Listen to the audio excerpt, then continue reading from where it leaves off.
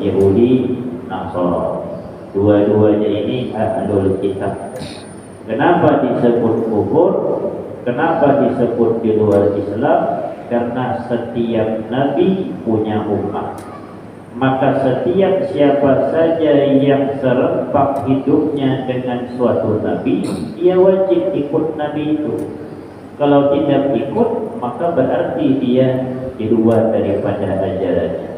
Dan setiap nabi, dia syariatnya berbeda dengan nabi sebelumnya. Yang paling lengkap syariat, ya syariat Nabi Muhammad sallallahu alaihi wasallam. Syariat Nabi Daud beda dengan syariat Nabi Muhammad. Syariat Nabi Daud boleh ganti-ganti bini, boleh. Oleh karena itulah salah satu diterima bahasa tingginya, diterima taubat. Padahal tidak salah Nabi Daud.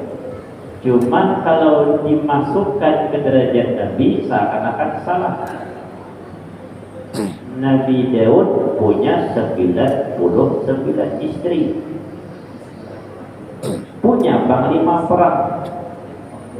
Istri panglima perang bukan seorangnya, cantik orangnya. Itu pun ingin diambil oleh Nabi Daud, ingin digenapkan 100. Cuman beliau sadar ini orang baik. Dari situlah beliau taubat. Padahal tidak salah. Kenapa? Memang syariatnya memperbolehkan tukar-tukaran.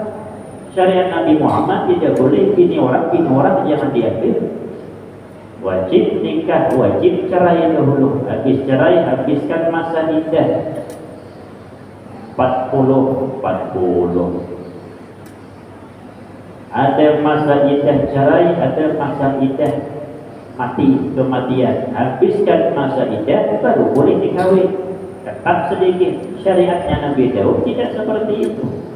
Boleh mengambil istri orang. Cuma kalau diambil derajat kenabian kurang pantas. Masa istri panglima ini diambil? Banyaknya yang gadis kalau ingin menggerakkan 100.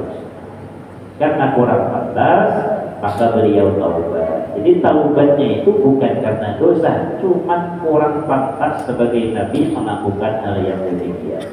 Diterima taubatnya pada tanggal 10 Muharram.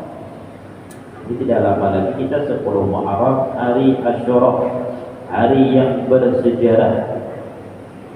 Bulan Muharram kalau ditulis dengan bahasa Arab satu-satunya bulan yang memakai al atau alif lam. Selain bulan Muharram, maka penulisannya tidak memakai al. Safar, Rabiul Awal, Rabiul Akhir, Jumadah, jangan Jumadil, Jumadah. Ada yang ada alif yang berupa ya, Jumadal Ula, kemudian Jumadal Tsaniyah, Rajab, Sya'ban, Ramadan, Syawal, Zulqa'dah, Zulhijjah. Tidak ada alnya itu, kecuali bulan Muharram ditulis bahasa Arab pakai al-Muharram. Beda. Dari penulisan bahasa ada satu-satu bulan yang memakai alif lam, al-Muharram, baru Safar, Rabiul Awal. Dan berapa banyak khasiat atau faedah-faedah bulan Muharram. Bahkan di kalangan orang kita Jawa saja itu malam disebut malam 1 Syuro. Masuk bulan Hijrah itu sakral itu bagi mereka. Ada yang memandikan keris malam 1 Syuro. Dalam Islam yang sakralnya itu, yang sangat sakralnya ya 10 Muharram. 10 Muharram atau hari Asyura itu yang sangat sakral karena sejarah banyak di situ mengandung di dalamnya.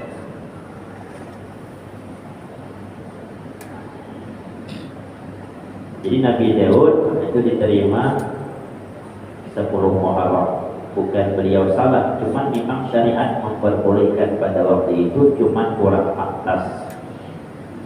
Nabi Muhammad sallallahu alaihi wasallam tetap syariatnya. Jadi orang-orang ahlul kitab, orang Yahudi, orang Nasara zaman sekarang wajib masuk agama Islam. Tidak mengakui diutusnya Nabi Muhammad berarti keluar daripada Islam, berarti termasuk orang-orang alladzina kafaru. Kemudian alladzina kafaru wal musyrikin, termasuk orang-orang musyrik, penyembah-penyembah patung. Kalau zaman dulu malah ada majusi, penyembah api, musyrik. Jadi orang-orang kafaru yang kafir itu memang seluruhnya selain daripada Islam. Alladzina kafaru, baik ahlul kitab atau orang-orang yang musyrik, penyembah-penyembah patung, mufakir, mereka tidak mau melepaskan diri daripada ajaran-ajaran yang dulu, hatta ta'tiyahumul bayyinah, sampai ada utusan yang datang, yaitu Rasulullah sallallahu alaihi wasallam. Ini bahasa mereka sebelum datang Nabi Muhammad. Pokoknya kami kalau andai kata ada putusan akhir zaman datang, kami ikut. Sepakat sudah itu. Ternyata ketika Nabi Muhammad diutus, mereka bercerai-berai. Ada yang ikut mengakui, ada yang tidak mengakui karena sombongnya tadi. Sombong, tidak menyangka mereka. Pokoknya andai kata ada Nabi akhir zaman, kami ikut.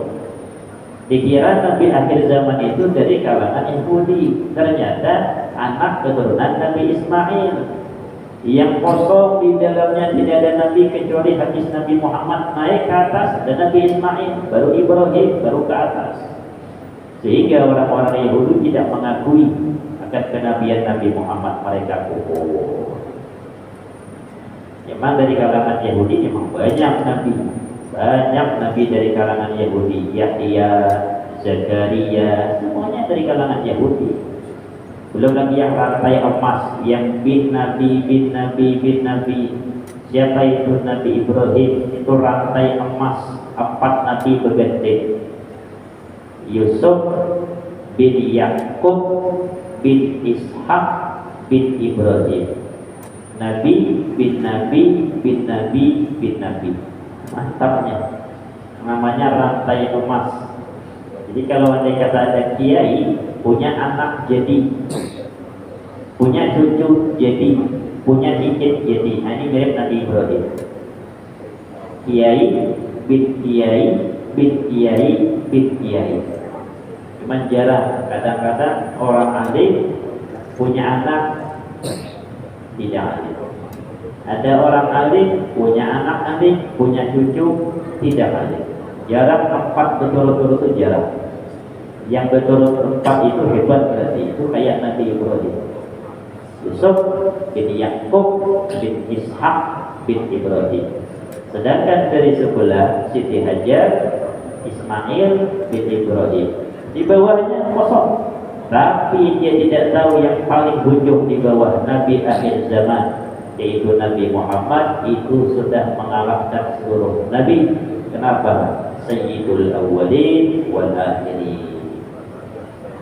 Maka mereka tidak mau mengakui, keluarlah mereka daripada agama yang benar. Jadi orang-orang zaman sekarang itu satu cuma ikutannya, ya Nabi Muhammad harus wajib masuk agama Islam. Kalau ingin selamat, masuk agama Islam.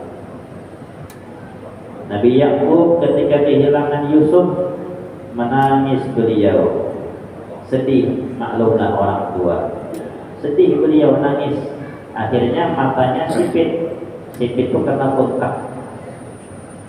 Sampai berapa lama? Lama. Sampai Nabi Yusuf bujang. Nabi Yusuf bujang, kemudian melihat saudara-saudaranya datang. Nabi Yusuf sudah ingin menjadi raja.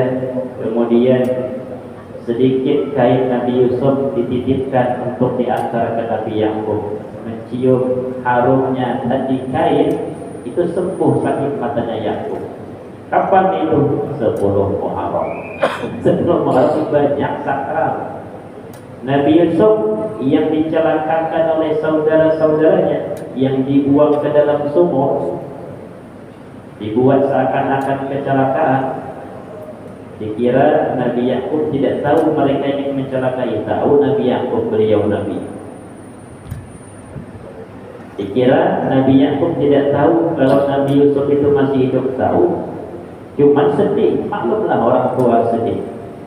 Nabi Muhammad pun kematian anak beliau sedih. Nangis Nabi Muhammad kematian Ibrahim. Zainab punya cucu namanya siapa? Nama cucu Zainab ya, nama anak Zainab. Berarti itu cucu Nabi Muhammad. Jadi Zainab punya anak, anaknya itu meninggal laki-laki. Nangis Nabi Muhammad, tapi tidak merata-rata. Nabi Yakub kehilangan yang namanya Yusuf, nangis beliau. Sembuh 10 Muharram. Nabi Yusuf dimasukkan ke dalam sumur. Akhirnya datang suatu kaum yang berjalan berdagang, melakukan perjalanan dagang, kemudian mengambil air di sumur itu, melihat ada anak di dalamnya. Diangkut, diambil, keluarkan dari sumur. Kapan itu? 10 Muharram. Banyak 10 Muharram kejadian-kejadian. Jadi sakral di dalam agama Islam.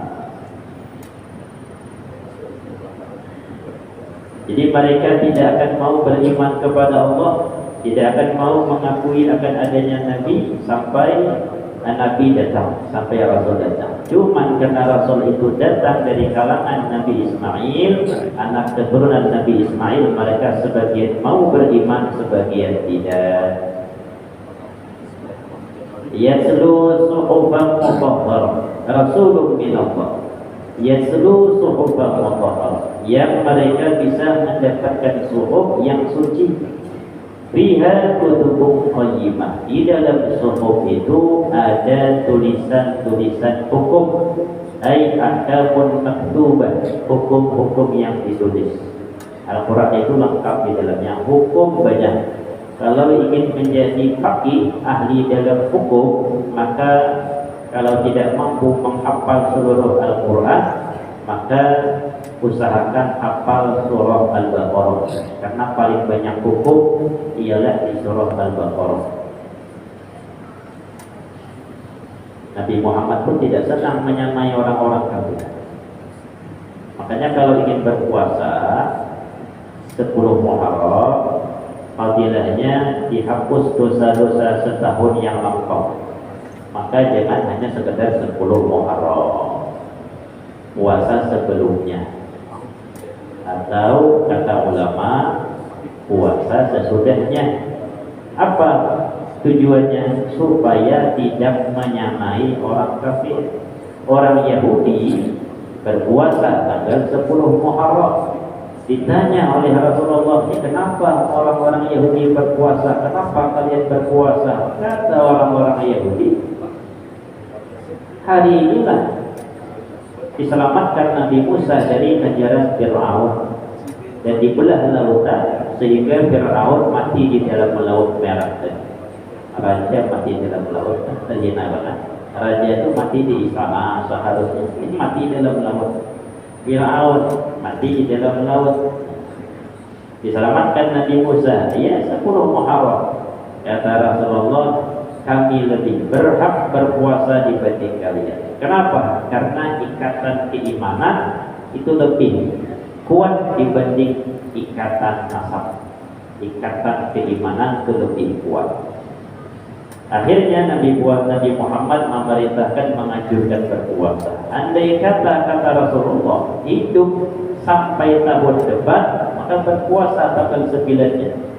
Rupanya Nabi Muhammad tidak dipanjangkan umur sampai tahun depan beliau meninggal. Oleh karena itu, kita ingin yang berpuasa tanggal 10, maka berpuasa juga tanggal 9. Gunanya untuk membedakan Islam dengan orang-orang Yahudi. Orang Yahudi tanggal 10 berpuasa, kita berpuasa 9-10. Rupanya 9 lupa berpuasa, maka 10-11, supaya berbeda dengan orang-orang Yahudi. Jangan nyamain. Dulu kiai-kiai Bahari ada yang tidak mau memakai jas. Kenapa tidak mau memakai jas? Karena jas itu dipakai oleh para penjajah dulu asal muasalnya. Namun lama-kelamaan karena jas itu sudah membumi, tidak lagi dibedakan kadang orang Islam pun memakai jas, maka kiai baru mau memakai jas. Kenapa kiai tidak mau memakai jas zaman-zaman pertama dulu? Karena jas itu dipakai oleh orang yang bukan Islam. Tapi karena sudah menyatu, maka jas boleh dipakai. Ini karena memang seperti itu. Nabi Muhammad tidak senang menyamai orang yang bukan Islam. Maka ikuti yang demikian.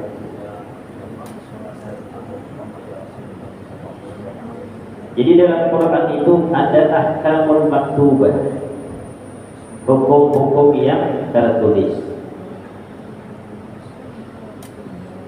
Wa ma tafarraqal ladzina utul kitab, tidaklah terpecah belah orang-orang yang diberikan mereka akan kitab. Siapa? Orang-orang terdahulu. Bil imani bihi sallallahu alaihi wasallam, di dalam beriman dengan Nabi Muhammad sallallahu alaihi wasallam, illa min ba'di ma ja'atuhumul bayyinah, kecuali setelah datangnya Rasulullah sallallahu alaihi wasallam juga datangnya Al-Quran, maka mereka terpecah belah. Sebagian di antara mereka ada yang ikut beriman kepada Rasulullah, menghilangkan rasa egoisnya, namun sebagian hasad sehingga tidak mau beriman kepada Rasulullah sallallahu alaihi wasallam. Wa ma umiru illa liya'budullaha mukhlishina lahu-d-din. Wa ma umiru, dan tidaklah mereka diperintah. Siapa?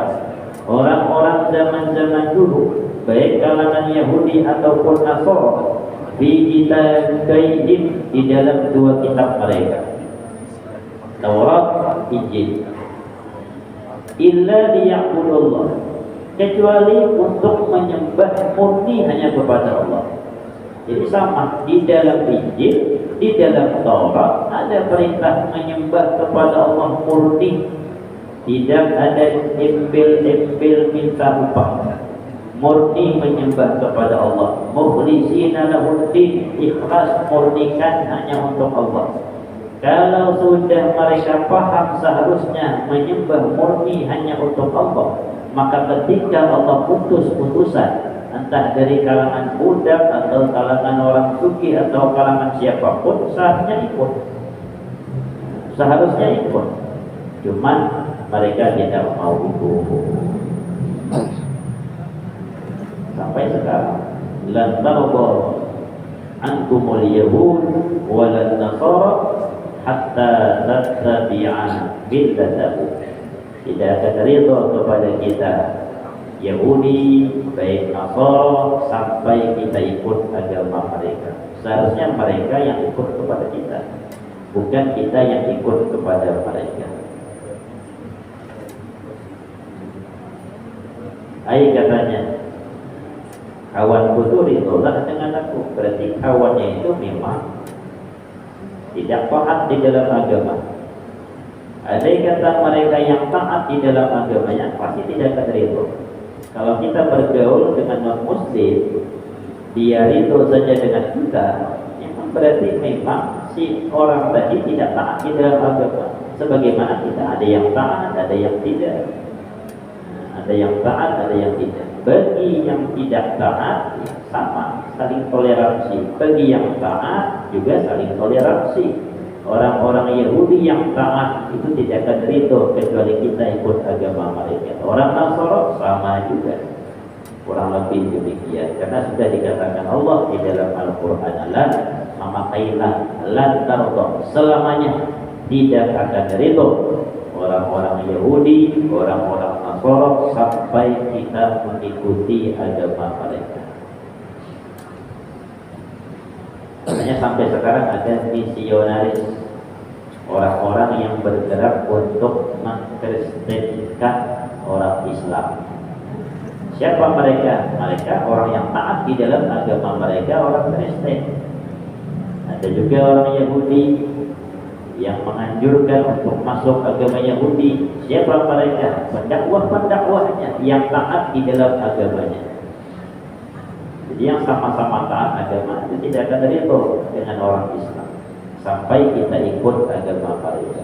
Padahal di dalam kitab Injil dan Taurat Allah memerintahkan murni ikhlas kepada Allah Subhanahu wa taala ketika beramal ibadah.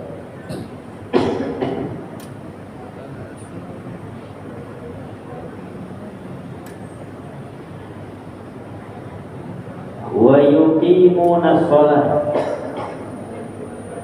mereka pun mendirikan salat. Wa yu'tuz zakat, membayar zakat. Jarang sekali kata-kata salat di dalam Al-Quran itu terpisah dari zakat. Setiap ada kata-kata salat, ada zakat. Rata-rata seperti itu. Pokoknya ada kata-kata salat, ada zakat. Seakan-akan dia selalu kedua. Wa yuqimuna sholata wa yu'tuz zakat. Kan dua itu. Mendirikan salat, membayar zakat. Tanda orang yang beriman. Kalau satu saja ditinggal, karena zakat itu rukun iman. Rajin sembahyang, zakat tidak dibayar. Kalau tidak membayar zakat karena beranggapan zakat itu tetap dibayar wajib, namun tidak dibayar dan dia mengakui dosa, hukumnya dosa besar. Tapi manakala dia mengakui zakat itu tidak wajib, padahal dia punya kewajiban bayar zakat, hukumnya murtad. Kenapa? Karena mengingkari yang sudah mutlak diperintah Allah di dalam Al-Quran. Hanya sahabat Abu Bakar Siddiq 2 tahun menjabat jadi khalifah, tantangan terbesarnya memberantas mutanabi, orang yang mengaku nabi, dan memberantas orang yang tidak mau bayar zakat. Musyawarah beliau kepada sahabat Umar, ini kayak apa nih? Banyak orang tidak mau bayar zakat. Kata sahabat Umar, menurut engkau bagaimana? Menurut aku, kata sahabat Abu Bakar, sudah kita perangi sekalian. Di pucuk-pucuk percuma. Padahal zakat itu sedikit. Islam ini hanya 2,5%, bukan banyak. Kalau zaman Nabi Musa 25%, nah itu wajar lah. Kalau 25%, si Qarun itu malas bayar, masih adalah wajar-wajarnya. Qarun kan sampai sekarang kalau andai kata dapat harta terpendam disebut harta Qarun. Padahal Qarun itu nama orang suci zaman-zaman Nabi Musa. Kemudian tidak mau menggunakan uangnya untuk kepentingan agama. Kufur di atas nikmat Allah. Kemudian ditenggelamkan oleh Allah. Qarunnya sak harta-hartanya masuk dalam bumi. Zaman itu sampai ke Belahan, orang menabung tanah ketemu harta sedikit disebut harta Qarun. Padahal Qarunnya bukan Belahan, sama. Bukan harta Qarun, bukan harta orang dulu. Kalau ketemu di Belahan, bongkar-bongkar tanah, rupanya ketemu duit bahari. Kalau seperti itu bukan harta Qarun, harta orang bahari. Qarun di sana, cuma sudah disebut menjadi Qarun. Itu 25%, banyak. Wajarlah kalau dikatakan yang pelit, walaupun kurang ajar juga sebenarnya, karena seluruhnya datang daripada Allah. Jadi kalau 25%, kalau umpama 100.000, 25.000, kan banyak itu. Kalau 100 juta, 25 juta. Kalau 1 miliar, 250 juta, banyak. Ini 2,5% dalam Islam, sedikit. Duit 100.000, 2.500, gembung cuma. 100 juta, 2.500.000. Ada lagi. 1 miliar, 25 juta. Masih banyak yang tertinggal. 975 juta yang tertinggal. Itu pun banyak yang tidak bayar. Kata sahabat Abu Bakar, sudah berantas perangi. Sahabat Umar yang waktu itu terkenal tegas, sempat gama. Apakah kita memerangi orang yang juga mengucap la ilaha illallah? Kata sahabat Abu Bakar, sekalipun dia mengucap la ilaha illallah, sekalipun dia mengerjakan sholat, selama tidak bayar zakat, perangi. Kenapa? Jelas, karena dia akan keluar dari Islam ketika dia menghalalkan tidak bayar zakat. Sekalipun dia mengucap la ilaha illallah, dia sembahyang, tapi menganggap zakat tidak wajib, wajib pada zaman Nabi Muhammad. Nabi Muhammad meninggal sudah tidak wajib, maka keluar dari Islam, boleh diperangi. Artinya diperangi 2 tahun selesai, seluruh orang kembali bayar zakat. Para orang-orang yang ngaku Nabi selesai, diberantas oleh sahabat Abu Bakar Siddiq. Sampai zaman sekarang ada yang ngaku Nabi. Jadi dari hari sudah ada yang ngaku Nabi dulu. Kalau sudah ada yang ngaku Nabi selain Nabi Muhammad, pasti sesat.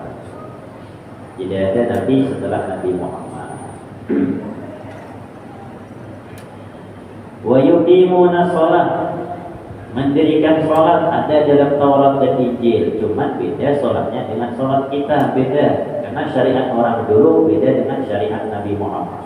Orang yang hidup setelah Nabi Muhammad atau sezaman Nabi Muhammad, sekalipun asalnya Yahudi, Nasara, wajib ikut syariat yang dibawa Nabi Muhammad. Tidak ikut berarti keluar daripada ajaran Nabi Muhammad, dianggap alladzina kafaru. Wadzalika dinul qayyimah, itulah agama yang lurus, yaitu orang yang membayar zakat sosial, termasuk nanti 1 Muharram, 10 Muharram dianjurkan banyak amalan, kurang lebih 12.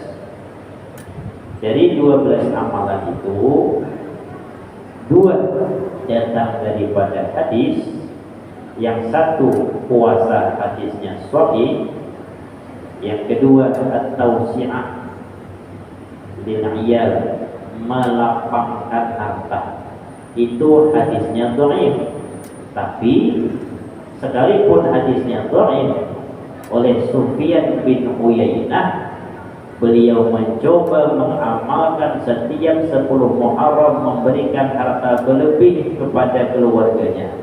Kalau biasa belanja sehari itu berapa? 50.000, tambahi kasih bini 150.000.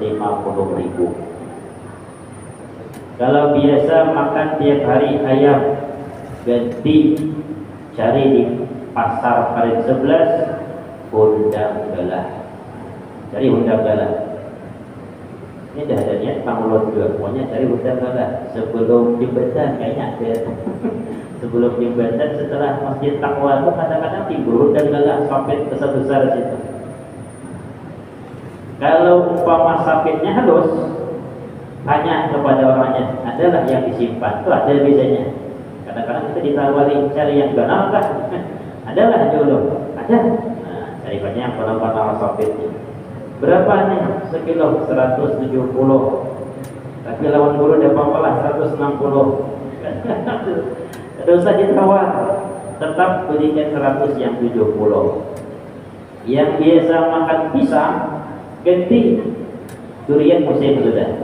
Nukar durian. Kenapa? Kata Sufyan bin Uyainah, aku amalkan hadis dhaif itu sampai 50 atau 60 tahun. Bukan sembarangan, bukan setahun 2 tahun diamalkan Sufyan bin Uyainah. Dari 50 sampai 60 tahun. Dan mujarab, tidak ada setahunan setiap ku amalkan pasti lancar rezeki tahun itu. Jadi barang siapa, kata Rasulullah, yang melapangkan rezekinya pada tanggal hari Asyura 10 Muharram, Allah akan melapangkan rezekinya setahunan itu. Walaupun hadis dhaif, tapi sudah diuji oleh Sufyan bin Uyainah kurang lebih 50 sampai 60 tahun dan terbukti sahih. Apa yang sahih? Rezeki lancar, diperlancar oleh Allah Subhanahu wa Ta'ala. Sekali cuma, bukan tiap hari makan undang galah. Sesuaikanlah. Kalau biasanya 15.000 karena terlampau susah, gawian tukang dapat gawian 100.000 dapat sehari, dipotong makan 15.000, cari hintalu biasanya dimasak di dadar. Nah, jangan ini hintalu. Khusus hari itu cari ayam. Yang biasa ayam cari udang galak. Jangan daging, tapi daging kurban bersimpan di kulkas, nah jangan itu. Itu sudah ada keluar duit itu. Cari yang keluar duit. Anak belum pernah beli mainan, belikan anak mainan. Kadang-kadang anak beli mainan yang harga berapa? 2.000 rupiah di warung, nah ganti cari yang di toko. Sesekali lapangkan, luaskan rezekinya. Nah itu insya Allah diluaskan oleh Allah. 10 Muharram. Dan itu anjuran dari agama. Mana lagi banyak yang lainnya? Sedekah, ngusap kepala anak yatim. Jangan sekedar ngusap. Sini, anak yatim kan? Ya, usap. Yang sikung sini, anak yatim, usap. Beri duit, ini usap-usap, kasihan kepala anak yatim. Sampai terparuh diusap-usap. Beri duit, sedekah, berikan duit. Jangan sekadar mengusap. Bacalah iktihal, sunnah. Walaupun laki-laki, sunnah 3 kali. 3 kali ingin tidur malam Selasa, ingin tidur jelak, ambil kesunahan 10 Muharram. Barang siapa yang berjelak 10 Muharram, lelaki perempuan cuma jangan melebihi bini jelak tadi, lebih harap lebih bunga sulam dibanding bini setebal apa tuh jelak 2 mili panjangnya, sampai hitam. Jangan, ala kadarnya. Yang penting berjelak sebelum tidur 3 kali. Barang siapa yang berjelak tanggal 10 Muharram akan dihindarkan setahunan itu dari sakit mata. Jangan kita beranggapan sakit mata itu hanya merah. Jangan kita beranggapan sakit mata itu hanya yang berbiji. Katarak itu sakit mata. Daging tumbuh di sini sakit mata. Gejala tiba-tiba dihantam kumbang, sakit mata juga itu. Pokoknya setiap yang sakit mata dihindarkan oleh Allah. Ingat, malam 10 Muharram berjelak sebelum ingin tidur, Dan yang lebih khusus, ingatkan membaca hasbunallahu wa ni'mal wakil, ni'mal maula wa ni'mal nasir 70 kali. Kalau dia berjamaah, kalau dia sendirian, maka hasbiyallahu wa ni'mal wakil, ni'mal maula wa ni'mal nasir.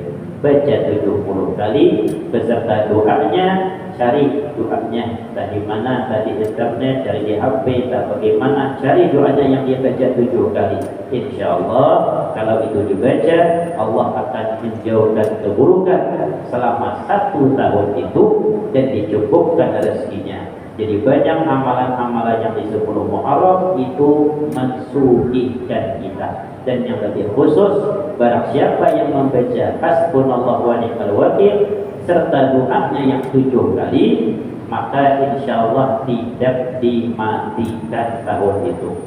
Barang siapa yang ajalnya sudah dekat, kata ulama, maka lam yuwaffaq, dia tidak akan dianugerahi taufik untuk membaca hasbiyallah wa ni'mal wakil dan doanya tersebut. Oleh karena itu, kalau sudah melewati 10 Muharram baru ingat, lupa membaca hasbiyallah wa ni'mal wakil, itu jaga-jaga. Banyak amalan kalau habis tahun itu meninggal dunia. Tapi kalau yang sudah membaca, jangan sombong, aku belum meninggal tahun ini berarti masih bisa bermaksiat. Berarti salah paham. Tetap jaga-jaga. Mudah-mudahan kajian kita bermanfaat, mudah-mudahan diridhai oleh Allah Subhanahu wa taala. Al-Fatihah. A'udzu billahi minasyaitonir rajim. Bismillahirrahmanirrahim. Alhamdulillahirabbil alamin. Arrahmanir rahim. Maliki yaumiddin. Iyyaka na'budu wa iyyaka nasta'in. Ihdinas siratal mustaqim. Siratal ladzina an'amta 'alaihim ghairil maghdubi 'alaihim waladdallin. Amin.